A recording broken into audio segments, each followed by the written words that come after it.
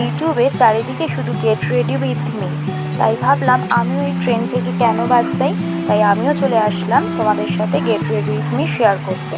আজ যাব শপিং, তাই একেবারে ফ্রেশ হয়ে জামা ক্যারি করে আমি চলে এসেছি ক্যামেরার সামনে।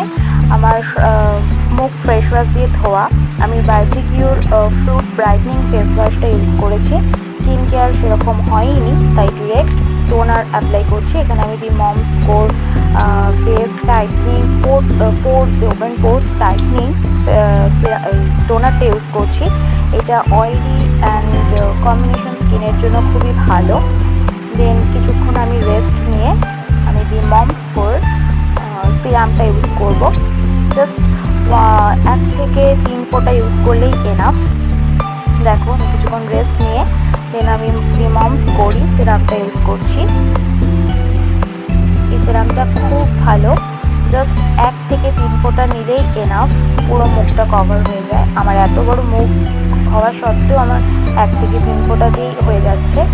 যাদের মুখ ছোট তাদের তো আরোই কম লাগবে।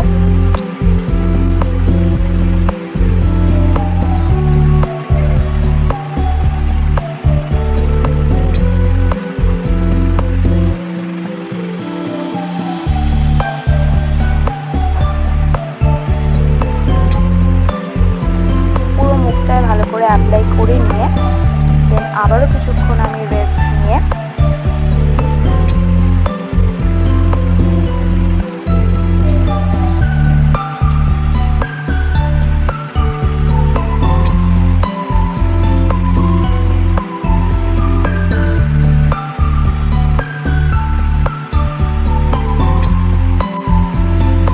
এরপর অ্যাপ্লাই করব মামা আর্থের উপটান একটা ময়শ্চারাইজার। এটা স্যাফরন আর টার্মারিক মিক্স ময়শ্চারাইজার। আর সাধারণত আমি বাড়িতে থাকলে পন্ডসের যে জেল বেস ময়শ্চারাইজার ওটা ইউজ করি, যেহেতু আমি একটু বেরোবো। এই জন্য আমি ফাউন্ডেশন ডিরেক্ট ইউজ না করে ময়শ্চারাইজারের সাথে দুটো মিক্স আপ করে ইউজ করছি। এতে আর কি হালকা টাচ আপও থাকবে, আবার মনে হবে মেকআপও করিনি, মানে ওই নো মেকআপ লুকের মতো। দুটো মিক্সড করে লাগাবো, তোমরা দেখতেই পারবে ডিফারেন্সটা।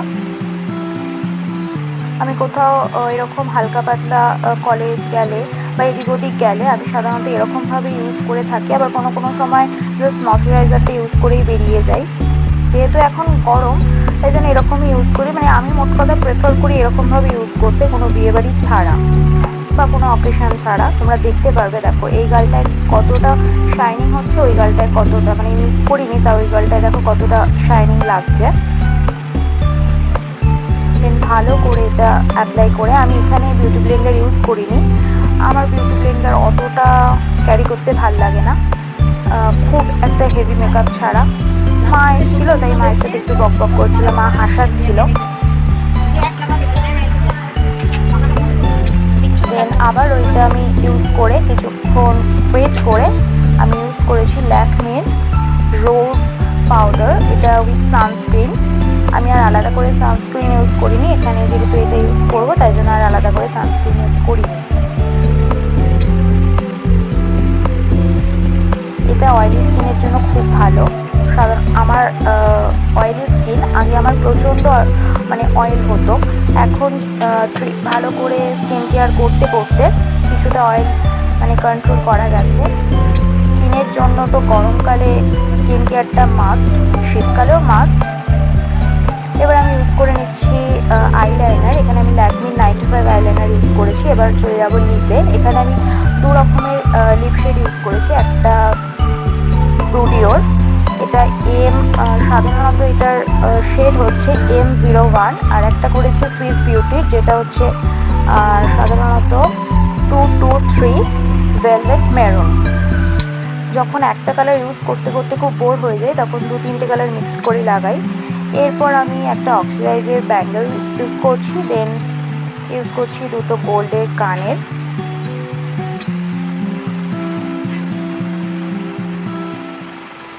এই কানেরটার সাথে আমার অনেকটা স্মৃতি আছে। এটা আমি আমার মুখের হাতে আমার রিলেটিভসের থেকে পেয়েছিলাম।